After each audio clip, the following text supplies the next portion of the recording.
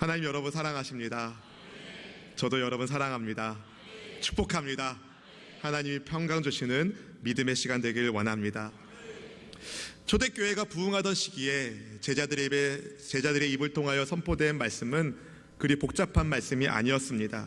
어쩌면 단순한 메시지였어요. 그런데 그 단순한 메시지, 예수님은 주님이시다, 예수님이 구주시다, 이 메시지를 하나님이 받으셨어요. 구주 예수님께서 나 같은 죄인을 위하여 십자가 위에서 죽으셨지만 하나님께서 그분을 살리심으로 예수님이 부활의 주님, 생명의 주님이신 것을 보이셨다고, 그 부활의 예수님을 믿는 우리는 구원을 얻는다는 이 복음의 메시지를 들은 사람들이 두 가지 반응을 보였어요. 어떤 사람은 복음을 거부하고, 또 어떤 사람은 복음을 영접하고, 복음을 영접한 이들에게 하나님이 은혜를 더해 주셨습니다. 영생의 복을 주셨습니다.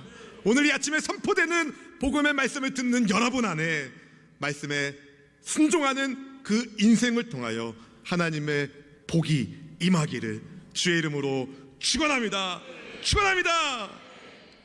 복음의 메시지를 들은 사람들이 사도들에게 이렇게 물었어요. 형제들이여, 우리가 어떻게 하면 좋겠습니까? 그때 베드로가 이렇게 외치죠. 우리 베드로의 마음으로 우리 사도행전 2장 38절 말씀을 함께 읽어보겠습니다. 베드로가 이르되 너희가 회개하여 각각 예수 그리스도의 이름으로 침례를 받고 죄 사함을 받으라. 그리하면 성령의 선물을 받으리니. 아멘. 회개하고 예수님의 이름으로 침례를 받고 죄 사함을 받으면 성령의 선물을 받습니다. 하나님의 선물을 받습니다. 이 아침에 하나님의 선물을 받기를 축복합니다. 말씀을 들은 사람들이 회개하고 예수님의 이름으로 침례를 받고 초대교회의 성도가 되었어요. 초대교회는 날마다 집에 있든지 성전에 있든지 예수님이 그리스도이시다라는 것을 전하고 가르치는 제자들로 인하여 부흥하기 시작했습니다. 성령 충만한 교회는 서로를 배려하고 사랑으로 섬기는 행복한 공동체를 이루었습니다. 세상 속에 심겨진 하나님 나라 공동체인 교회는 성령께서 하나 되게 하시는 은혜가 있었어요. 이것을 사도행전 2장 42절이 이렇게 그리고 있어요. 같이 읽어볼까요? 그들이 사도의 가르침을 받아 서로 교제하고 떡을 떼며 오로지 기도하기를 힘쓰니라. 아멘. 초대교회는 말씀과 기도의 성령 공동체였고 서로 사랑을 나누는 친교회 공동체였습니다. 이전에 나만 생각하던 죄인들이, 원래 죄인들의 특징은 나만 생각한다는 거예요. 우리라는 공동체를 이루게 되었습니다. 지체들을 위한 자발적인 나눔이 시작됐어요. 예수님을 주로 그리스도로 믿는 성도들이 더 이상 세상의 물질을 신으로 우상으로 섬기지 않고 십자가에서 쏟으신 예수님의 피로 주를 믿는 성도들이 하나님의 자녀가 되고 믿음의 형제 자매가 되었기 때문에 하나님을 경외하는 그들이 서로를 향한 뜨거운 사랑을 나누기 시작했던 것입니다. 섬김의 본되어 주신 예수님을 닮아 그들 또한 섬기는 사람이 되었다는 겁니다. 여러분, 예수님의 섬김을 한번 생각해 보십시오. 주님은 배고픈 이들에게 어떻게 섬기셨어요? 먹을 것을 주셨습니다. 아멘. 아픈 사람들은 주님이 어떻게 섬기셨습니까? 치료해 주셨어요. 그리고 마른 뼈처럼 영적으로 죽어있는 이들에게는 영생의 복을 주셨습니다.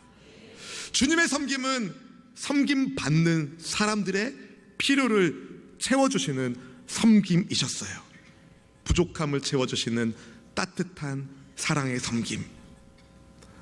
언젠가 주님은 무리를 보시며 이렇게 말씀하셨어요. 목자 없는 양처럼 이들이 불쌍하다. 목자 없는 양처럼 방황하는 저에게 예수님은 참 좋은 목자가 되어 주십니다. 마태복음 9장 36절에서 예수님의 마음은 이러하다 말하고 있는데요. 같이 한번 읽어볼까요? 무리를 보시고 불쌍히 여기시니 이는 그들이 목자 없는 양과 같이 고생하며 기진함이라. 목자 없는 양처럼 고생하는 인생들. 여러분, 예수님이 목자 되지 않는 인생은요, 고생하고 힘 빠지는 인생뿐입니다. 그러니 헛되고 헛될 수밖에요. 그러나 야훼께서 나의 목자가 되신다면, 예수님이 나의 선한 목자가 되어주시면 헛되지 않아요. 힘이 나요. 소생케 돼요. 주님의 그 은혜가 지금 여러분에게 부어지기를 주님의 이름으로 축원합니다. 축원합니다. 근데 여러분, 무리를 보시면서 목자 없는 양 같은 그들을 불쌍히 여기신 주님이 주님의 제자들에게 이 기도를 하라고 말씀하시는데, 그것이 무엇인지 마태복음 9장 37절 38절 말씀을 같이 읽어보겠습니다. 이에 제자들에게 이르시되 추수할 것은 많되 일꾼이 적으니 그러므로 추수하는 주인에게 청하여 추수할 일꾼들을 보내주소서 하라 하시니라. 아멘. 아니, 목자 없는 양 같은 무리들을 불쌍히 여기신 주님께서 제자들에게 말씀하시는 거예요. 여기 추수할 것이 많다. 마태복음 14장 19절 말씀 같이 읽어보겠습니다. 무리를 명하여 잔디 위에 앉히시고 떡 5개와 물고기 2마리를 가지사 하늘을 우러러 축사하시고 떡을 떼어 제자들에게 주시매 제자들이 무리에게 주니. 아멘. 성경을 눈 씻고 찾아봐도 예수님 이거 가지고는 이 사람들 다 못 먹입니다 라고 말한 제자는 없었어요. 제자들은 예수님께서 주신 것 들고 나눴을 뿐이에요. 근데 거기에 하나님의 기적이 임했습니다. 하나님께서는 하늘에서 준비된 하늘의 양식을 제자들의 손을 통해 나누어 주셨어요. 식탁의 섬김을 통하여. 이렇게 제자들은 봉사하고 섬기는 훈련을 하게 된 겁니다. 이런 훈련을 받은 제자들이 오순절 날에 성령께서 임재하신 다음에 초대교회의 리더가 된 거예요. 하나님의 은혜로 초대교회가 막 부흥하고 성장하기 시작했습니다. 그때에 한 가지 문제가 일어났어요.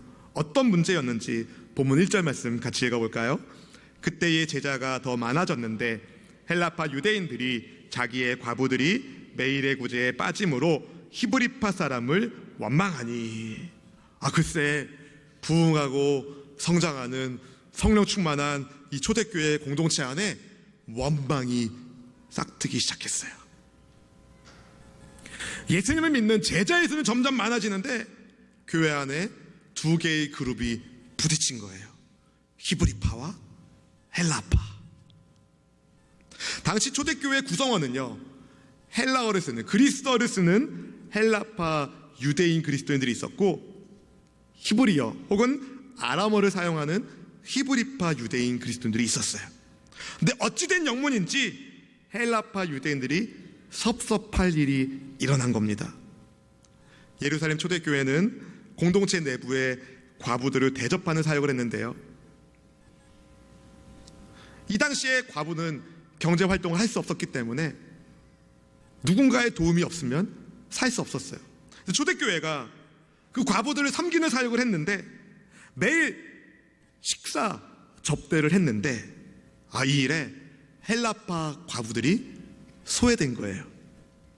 어떤 영문으로 이 일이 이루어졌는지 알 수 없지만 아마도 이 언어적인 장벽, 문화적인 간격이 헬라파 과부들의 마음을 섭섭하게 했던 것처럼 보입니다. 아무튼 이것 때문에 화목한 초대교회가 분열의 움직임이 일어나기 시작했어요. 교회의 화목이 깨지기 시작했어요. 사도들은 이것을 방치해 둘 수 없었어요. 시간이 해결해 주겠지, 그렇게 넘어갈 수 없었어요. 왜냐하면 성령께서 하나 되게 하신 공동체를 깨트리면 안 되기 때문에, 교회의 화목을 지키는 것이 하나님의 뜻임을 확신했기 때문에. 그래서 사도들은 문제 해결을 위하여 공동의회를 열었습니다. 모든 제자를 불러놓고 이렇게 말했어요. 조금 길지만 본문 2절부터 4절까지 말씀을 함께 읽어보겠습니다.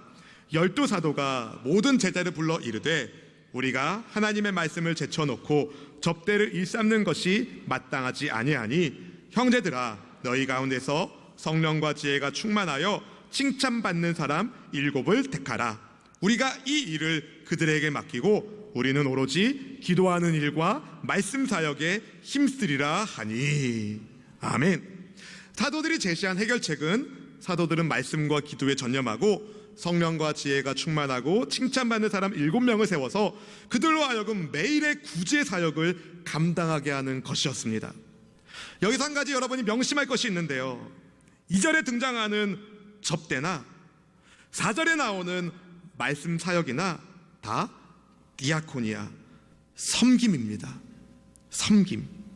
말씀을 전하는 사도나 도움이 필요한 이들에게 음식을 제공하는 일이나 다 예수님을 따르는 섬김의 차원이라는 거예요. 섬김의 영역은 다르지만 다 예수님을 주님으로 섬기는 사람들의 섬김의 모양이 거기에 있었다는 겁니다. 사랑하는 성도 여러분, 목사인 제가 말씀을 전하는 것이나 식당에서 성도들을 위하여 음식을 준비하는 것이나 혹은 외부에서 안내를 보시며 차량으로 봉사하는 분들이나 그 모든 것이 다 뭐라고요? 섬김이라는 겁니다. 섬김. 저는 여러분 모두가 하나님이 주목하는 섬김이가 되기를 원합니다. 여러분이 하나님께 택함을 받은 성도라면, 오늘 말씀 제목처럼 하나님께 택함을 받았다면 여러분 섬기는 사람이 되어야 해요. 반드시 섬김의 사람이 되어야 합니다. 어떤 특정한 인물들만 섬기고 봉사하는 것이 아니라 하나님이 주신 은사대로 우리는 선한 청지기처럼 봉사의 삶을 살아야 합니다. 베드로전서 4장 10절이 이렇게 말해요. 같이 읽어볼까요? 각각 은사를 받은 대로 하나님의 여러 가지 은혜를 맡은 선한 청지기 같이 서로 봉사하라. 아멘. 제가 요한복음 강해를 마치고 제 사도행전 강해를 주일 오전마다 나누고 있는데, 제가 짜지 않았는데 다음 주에 우리 수원수목교회 믿음의 청지기들을 세우는데 어쩜 주님께서 이 말씀을 사도행전 6장에 붙여놓으셨는지, 제가 말씀을 준비하면서 하나님께서 믿음의 청지기들을 말씀 가운데 세우시는구나, 얼마나 감사했는지 모릅니다.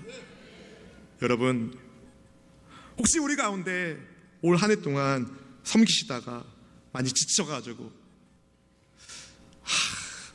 내년에는 좀 한 발 빼야겠다 마음 먹은 분 계시죠? 이번까지만 교회학교 교사하고, 올해까지만 구역장하고, 올해까지만 한 달만 버티자, 내년에는 좀 쉬어야겠다 라는 생각을 하는 분이 계시다면 다시 생각하십시오. 여러분, 섬김은요 옵션이 아니에요. 섬김은 필수입니다. 예수님을 주로 섬기는 삶의 모습이 섬김으로 나타나야 되기 때문에, 가정에서, 직장에서, 교회에서, 여러분 삶의 일터에서 섬김의 본 대신 예수님을 닮은 섬김의 사람이 되셔야 합니다. 올 한 해 동안 섬겨주신 청지기 분들께 먼저 감사드려요. 애쓰셨습니다. 근데 여러분, 하나님이 높임받는 여러분의 섬김의 수고가 주 안에서 결코 헛되지 않으니 그것만으로 감사하면 어떨까요? 하나님께 감사하세요. 나는 무익한 종인데, 주님이 나를 사용하여 주시는 것에 감사하며, 내년도 2017년도도 하나님의 뜻대로 귀하게 쓰임받는 선한 청지기가 바로 누가 되어야 될까요? 가슴을 탁 치시면서 내가 되겠습니다. 여러분, 절 따라합시다. 주님, 제가 청지기입니다. 주님, 제가 청지기입니다. 제가 섬기겠습니다. 그렇게 섬기는 우리 모두가 되기를 주님의 이름으로 축원합니다. 그럼 그렇게 부를 수 있을 것 같아요. 그럼 어떻게 섬겨야 되나? 내가 어떻게 하면 잘 섬길 수 있을까? 첫 번째요, 성령 충만하게 섬기십시오. 성령 충만하게 섬기세요. 초대교회가 7명의 집사를 세우는 첫 번째 원칙은요, 성령 충만이었어요. 많은 사람들이 성령 충만은 어떤 영적 은사의 차원으로만 이해합니다. 물론 그런 부분도 있어요. 근데 그것보다 더 중요한 의미가 있습니다.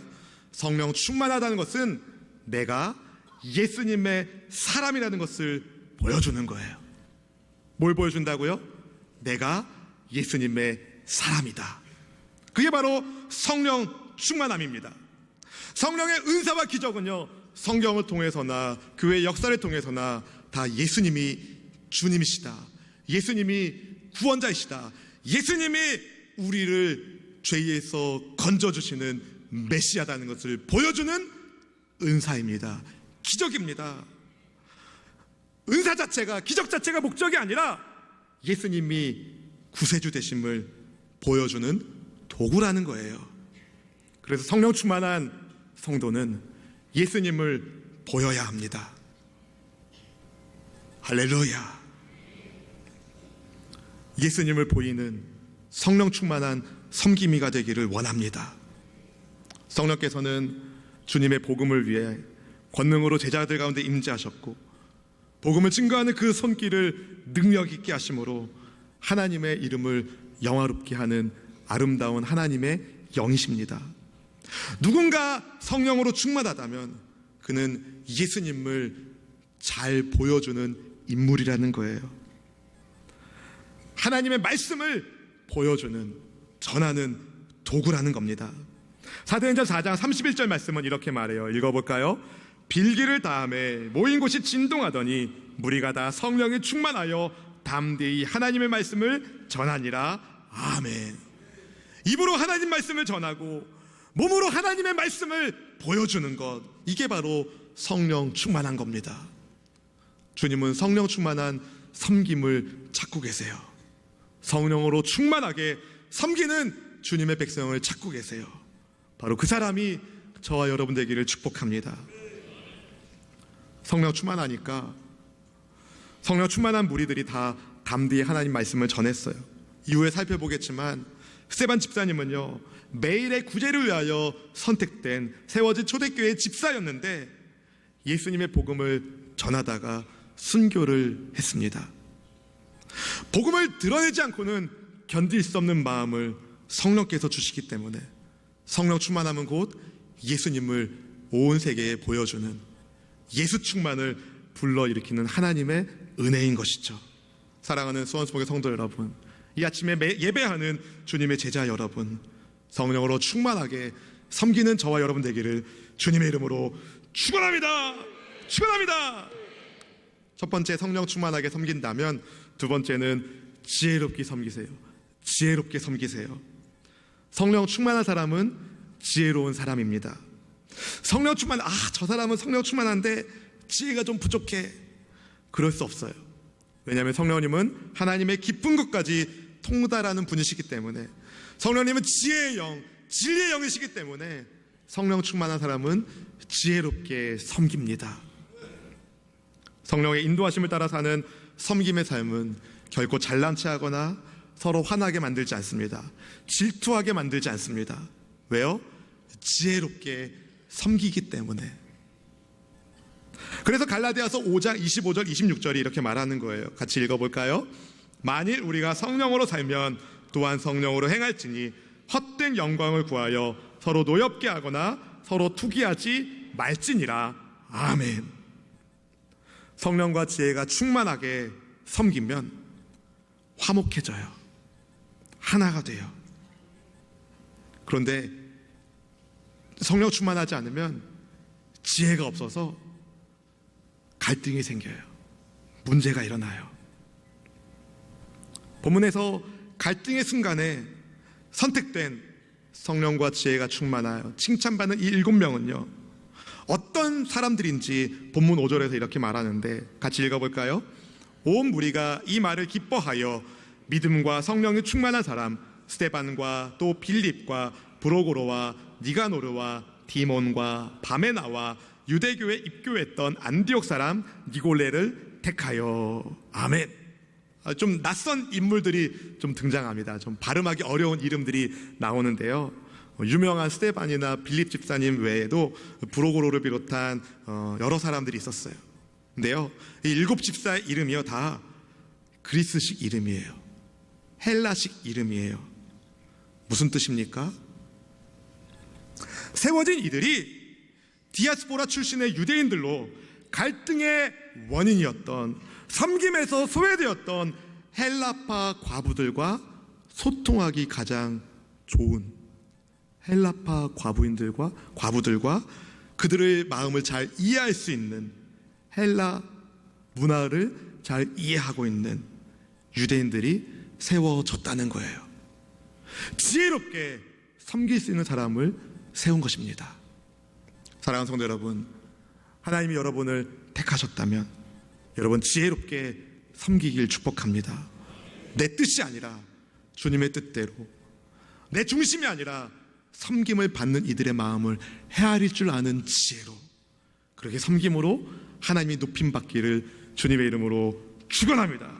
축원합니다. 로마서 14장 17절부터 19절까지 말씀을 함께 읽어보겠습니다. 하나님의 나라는 먹는 것과 마시는 것이 아니요 오직 성령 안에 있는 의와 평강과 희락이라. 이로써 그리스도를 섬기는 자는 하나님을 기쁘시게 하며 사람에게도 칭찬을 받느니라. 그러므로 우리가 화평의 일과 서로 덕을 세우는 일에 힘쓰나니. 아멘. 그리스도를 섬기는 사람은, 성경이 말합니다, 그리스도를 섬기는 사람은 하나님을 기쁘시게 하고 사람에게도 칭찬을 받는다. 그래서 어떻게 하자고 말합니까? 화평의 일과 서로 덕을 세우는 일에 힘을 내자. 여러분, 화평의 일과 서로 덕을 세우는 일에 힘낼 때 그 섬김이 칭찬받게 됩니다.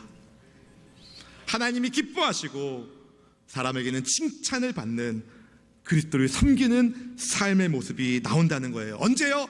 화평의 일에 힘쓰고 덕을 세우는 일에 힘쓸 때. 저는 우리 선수목을 통해서 화평의 일과 덕을 세우는 일에 본이 일어나기를 축복합니다. 지난 월요일에 여의도 순복음교회 이영훈 목사님이 분당 순복음교회에서 세미나를 인도하시는데, 그때 목사님이 교회가 감당해야 할 4가지 운동을 말씀하셨어요. 첫 번째는 방언운동, 흩어진 언어가 하나가 되는 방언운동. 두 번째는 신유운동, 죄로 인하여 병든 인생들이 고침받는 신유운동. 세 번째는 전도운동, 영혼이 죽음에 있는 이들을 영생의 자리로 인도하는 전도운동. 네 번째가 구제운동, 덕을 세우는 구제운동. 제가 말씀을 듣고 또 지난 10월 달부터 레위기 말씀을 새벽 시간마다 나누면서 이삭 줍기, 모퉁이 이삭을 계속 생각하게 하셨어요. 저는 화평의 일과 서로 덕을 세우는 일에 힘쓰는 차원으로 우리 성도님들과 구제와 나눔을 함께 하려고 합니다. 레위기 19장 9절에 보면은요, 하나님은 곡식을 거둘 때 밭 모퉁이까지는 다 거두지 말라고 말씀하셨어요. 그리고 떨어진 이삭을 줍지 말라고 하셨어요. 그것은 그 공동체 안에 가난한 사람들, 나그네들을 위한 하나님의 배려였어요. 그래서 여러분, 모퉁이 이삭 헌금을 12월 달에 하려고 해요. 여러분, 헌금 봉투에 모퉁이 이삭이라고 쓰셔가지고 하나님께 드리세요. 많은 것이 아니라 모퉁이 이삭을 드리세요. 좀 형편이 어려우시면 월급의 1%, 좀 형편이 괜찮으시면 조금 더. 모퉁이 이삭 헌금으로 하나님께 드리면 그 한 달 동안 모퉁이 이삭 헌금을 모아서 우리 공동체 안에 가난하고 힘든 가정들을 그리스도의 이름으로 위로하고 힘을 주려고 합니다. 여러분, 섬김의 리더십을 보인 초대교회 안에 하나님이 어떤 은혜를 베푸셨습니까? 하나님의 말씀이 생생히 살아있게 하셨어요. 예수님 믿는 제자의 수가 점점 늘어나게 만드셨어요. 심지어 복음을 받게 하는 제사장의 무리 또한 그 도에, 복음의 도에 순복하는 일이 일어났어요. 성령 충만하게 섬기고 지혜롭게 섬기고 칭찬받는 섬김을 통하여 하나님이 높임받기를 원합니다. 우리 수원수목을 통하여서, 나눔과 구제운동을 통하여서 우리 공동체 안에 뜨거운 사랑으로 우리가 연결되어지고 하나님의 이름을 아름답게 나타낼 수 있는 성령 충만한 우리 교회 되기를 주님의 이름으로 축원합니다.